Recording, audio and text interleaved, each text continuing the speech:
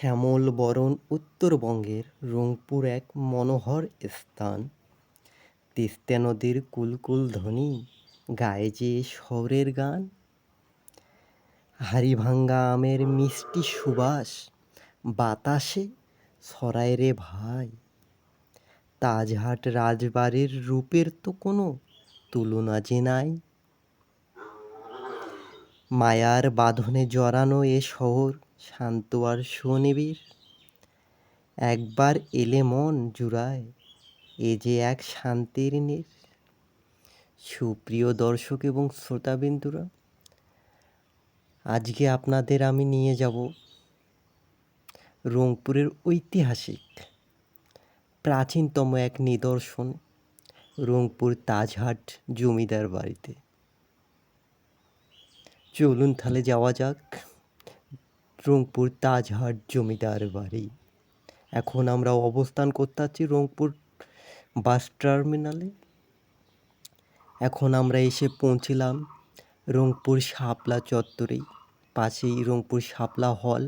শাপলা হলের পেছন দিয়েই আমাদেরকে স্টেশন রোডেই যাইতে হবে সেই তাজহাট জমিদার বাড়ির কাছে। রংপুরের তাজহাটের ওই রাজপ্রাসাদ ইতিহাসের এক অনন্য দান। রংপুরের বুকে দাঁড়াইয়ে আছে বাড়াইয়ে বাংলার মান। শুভ্র দেওয়াল আর কারুকাজে ছড়াইয়ে রাজকীয় আলো আজও পর্যটকদের মনে জাগায় রে ভালো লাগার আলো। বন্ধুরা, আমরা এখন তাজহাট জমিদার বাড়িতে এসে পৌঁছে গেছি। এখানে নির্দেশনাগুলো আপনাদেরকে দেখাচ্ছি, একটু দেখে নেবেন, পড়ে নেবেন। এখন আমরা টিকিট কাটব, টিকিট কেটে ভেতরে প্রবেশ করব। বন্ধুরা, সঙ্গে থাকুন, দেখতে থাকুন আর পাশে থাকুন। এখন আমরা টিকিট কাটলাম, 30 টাকা মূল্য নিল। ভিতরে কি সুন্দর মনোমুগ্ধকর একটু দৃশ্য, মনোরম পরিবেশ, শান্ত সুনিবিড় একটা পরিবেশ। বন্ধুরা দেখতে পাচ্ছেন, সুন্দর পরিবেশ। এই তাজহাট জমিদার বাড়িটি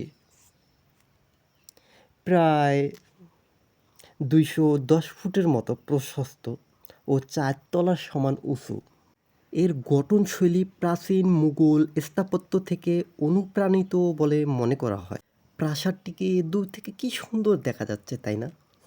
আসলে এখানে এসে মনটা জুড়াইয়ে গেল আর কি, মনটা ভালো হয়ে গেল। আসলে কি সুন্দর একটা দৃশ্য দেখা যাচ্ছে, আপনারাই দেখুন।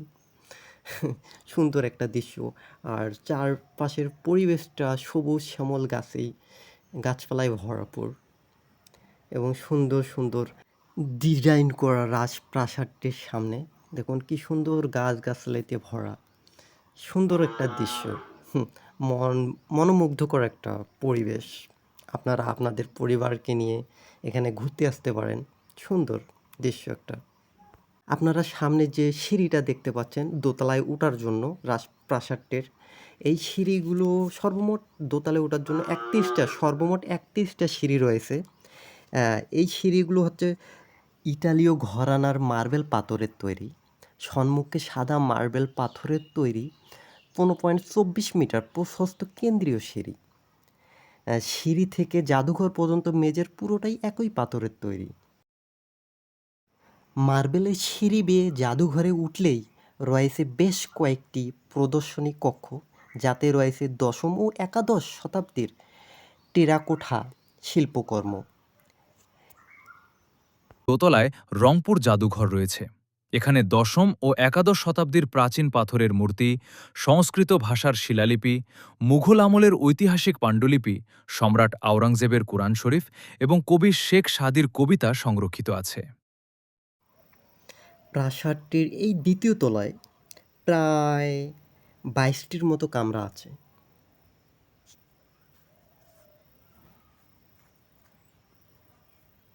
পাশেই লাইব্রেরি। এই লাইব্রেরিতে বিভিন্ন বই রাখা আছে, দেখুন কি সুন্দর,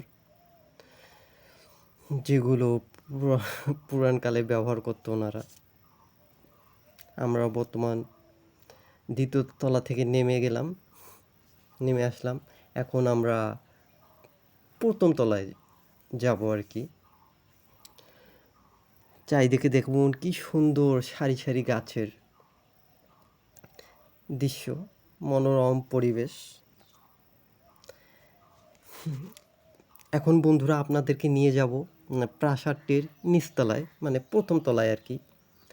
সেখানে ভেতরে ঢুকে দেখব কীরকম দৃশ্য, ভেতরের দৃশ্যগুলো আপনাদেরকে ক্যামেরার মাধ্যমে দেখানোর চেষ্টা করব। দেখতে থাকুন, সঙ্গে থাকুন। সুন্দর দৃশ্য দেখুন, মেঝেতে কারা শুয়ে আছে, কি সুন্দরভাবে শুয়ে আছে ওনারা, ভদ্রলোকেরা। আমরা ভেতরের দিকে প্রবেশ করলাম প্রাসাদটির। এটা হচ্ছে প্রাসাদটির ভিতরের দিক, যাকে আর কি আঙ্গিনা বলা হয়। ভেতরের দিক, ভেতর দিকে প্রবেশ করে প্রাসাদটির একটু দৃশ্য নেওয়ার চেষ্টা করলাম। এই প্রাসাদটি তৈরি করা হয় লাল ইট, চুনা পাথর আর সাদা মার্বেল দিয়ে। এখন আমরা ভেতরের দিক থেকে বাইরের দিকে যাচ্ছি। আপনাদেরকে এবার বাইরের দৃশ্যটা দেখাবো, ঘুরে ঘুরে দেখাবো বন্ধুরা। সঙ্গে থাকুন, দেখতে থাকুন, অবিরাম ভালোবাসা দিন, বিনিময়ে নতুন নতুন ভিডিও আপনাদেরকে উপহার দেব। এই প্রাসাদটির চত্বরে রয়েছে বিশাল খালি মাঠ, গাছের সারি। এই প্রাসাদের দুই পাশে রয়েছে দুটি পুকুর। কি সুন্দর সবুজ শ্যামলে ভরা গাছের সারি। সেই রকম একটা দৃশ্য, তাই না? এখন আপনাদেরকে এই রাজপ্রাসাদটির ইতিহাস সম্পর্কে একটু ধারণা দেওয়ার চেষ্টা করতেছি। রংপুর তাজহাট জমিদার বাড়ি রংপুর শহরের পুরান রংপুর তথা তাজহাটে অবস্থিত একটি ঐতিহাসিক প্রাসাদ, যা এখন একটি জাদুঘর হিসাবে ব্যবহৃত হচ্ছে। রংপুর পর্যটকদের কাছে এটি একটি আকর্ষণীয় স্থান। এই রাজবাড়িটির রংপুর শহরের 0 পয়েন্ট থেকে দক্ষিণ পূর্ব দিকে 6 কিলোমিটার দূরে অবস্থিত। এটি রংপুরের অন্যতম একটি প্রাচীন নিদর্শন। রংপুর তাজহাট জমিদার বাড়ির প্রাসাদটি 20 শতাব্দীর শুরুর দিকে মহারাজা কুমার গোপাল লাল রায় নির্মাণ করেন। এতে সময় লেগেছিল প্রায় 10 বছরের মতো। এই প্রাসাদটি তৈরি করতে সে সময়ে 1.5 কোটি টাকার মতো খরচ হয়েছিল। মহারাজা গোপাল রায় পেশায় একজন ছিলেন স্বর্ণকার। কথিত আছে তার মনোমুগ্ধকর তাজ বা মুকুটের নাম অনুসারেই এই এলাকার নাম হয় তাজহাট। 1984 থেকে 1991 খ্রিস্টাব্দ পর্যন্ত প্রাসাদটি ব্যবহৃত হয় রংপুর হাইকোর্ট, বাংলাদেশ সুপ্রিম কোর্টের একটি শাখা হিসাবে।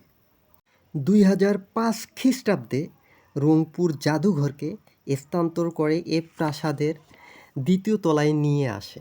এখন আপনারা রংপুর তাজহাট জমিদার বাড়িতে কীভাবে আসবেন? আপনারা যে কোনো শহর থেকে আসুন না কেন, রংপুর শহরে এসে পৌঁছে যে কোনো অটো বা অটোরিকশাকে বললে আপনাদেরকে জমিদার বাড়ির সামনে এসে নামাই দেবে। এখানে তারা ভাড়া নিতে পারে 25 থেকে 30 টাকার মতো করে ভাড়া নিতে পারে। একেবারে আপনাদের জমিদার বাড়ির সামনে এসেই নামাই দেবে। রবিবার পূর্ণ দিবস বন্ধ থাকে, সোমবার অর্ধ দিবস বন্ধ থাকে, বাকি সব দিন খোলা থাকে।